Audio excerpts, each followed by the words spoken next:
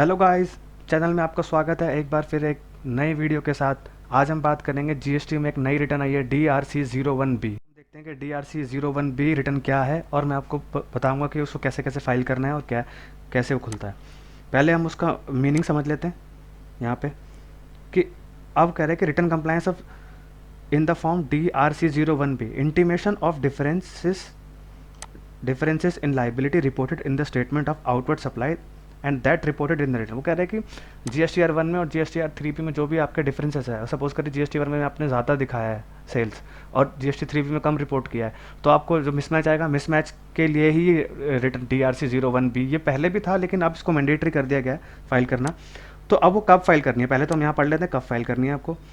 The system checks the spikes between liability declared in the GSTR 1 and 3B। मैंने आपको already बताया, if liability declared in the GST 1 exceed the GST 1 3B prepaid in the return, और वो exceed हो जाता है तो ये फॉर्म लागू हो, आपको रिटर्न भरनी है। तो यहाँ पे मैं फॉर एग्जांपल अब यहाँ से मैं समझा देता हूँ आपको कि अब कैसे खुलेगा, अब कैसे हम फाइल कर सकते हैं DRC01 पार्ट बी और पार्ट ए दोनों। सीधा यहाँ से पार्ट बी का ही हम लोग देख लेते हैं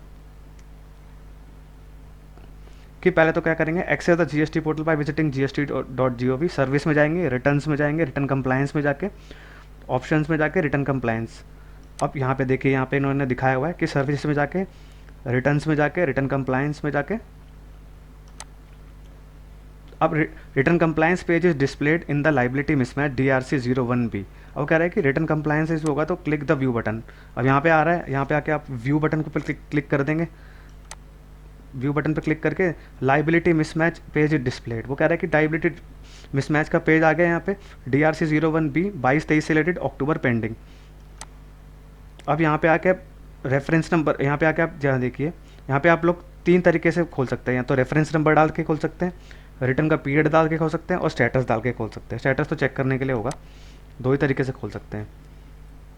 और फिर यहाँ पे आप देखिए, अगर मैं रेफरेंस नंबर डालूँ तो रेफरेंस से आ जाएगा, रिटर्न पीरियड डालूंगा, फाइनेंशियल ईयर सेलेक्ट करूँगा, फाइनेंशियल ईयर का पीरियड सेलेक्ट करूँगा कि कौन से मंथ से रिलेटेड थी, वो भी आ जाएगा।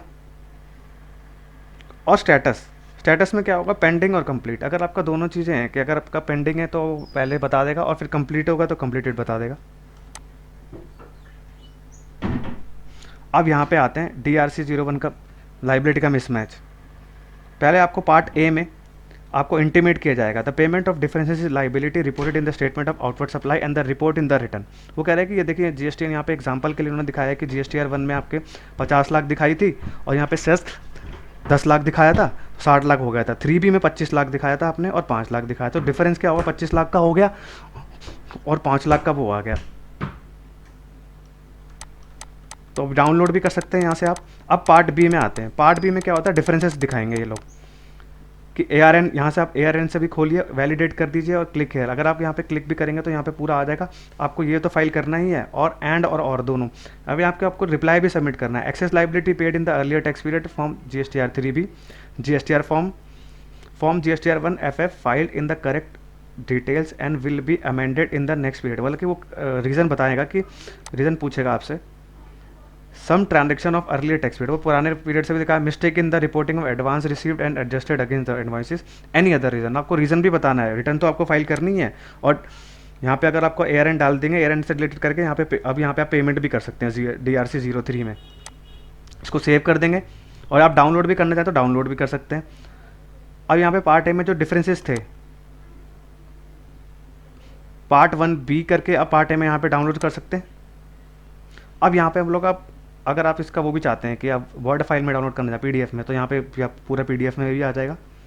ये क्यों लाया गया था, कि इसलिए लाया गया था कि रूल 88 में पहले से था ये, लेकिन अब इसको पूरा मैंडेटरी कर दिया। अगर आपके डिफरेंसेस है तो आपको इंटीमेट किया जाएगा, और आपको उसका रीज़न भी देना है, और आपको उसका पूरा पेमेंट भी करना है कि क्यों आया, क्यों रीज़न आया था आपके पास।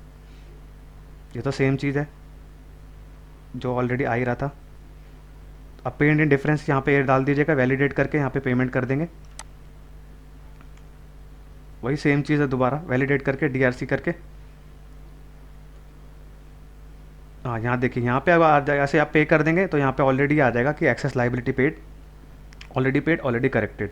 यहाँ पे इंटरेस्ट टैक्स करके आप पेमेंट करके चले जाइएगा। रिप्लाई का है ये सेक्शन,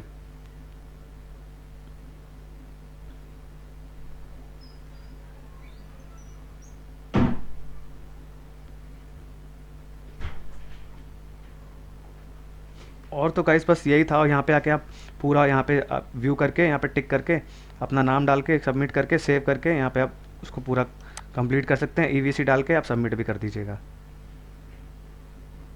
यहाँ पे वार्निंग आएंगी, प्रोसीड करके आप यहाँ से कर से पूरा पूरा वो कर वार्निंग आएगी। यहाँ पे आप फाइल DRC विथ ईवीसी करके आप यहाँ सबमिट करके ओके कर दीजिएगा।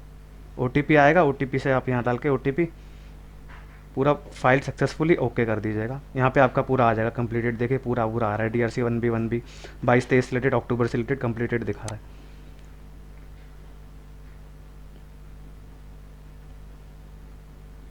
तो गाइस यही था एक DRC 01B का प्रोसेस जो मैंने आपको बहुत सिंपल तरीके से समझाया है। अगर इस वीडियो में कुछ अच्छा लगे तो मेरे चैनल को लाइक, सब्सक्राइब और शेयर करिए और बेल आइकन भी प्रेस कर दीजिएगा, जिससे कि मैं आपके लिए ऐसे ही इन्फॉर्मेटिव वीडियोस लाता रहूं और आपको समझाता रहूं। Thank you very much.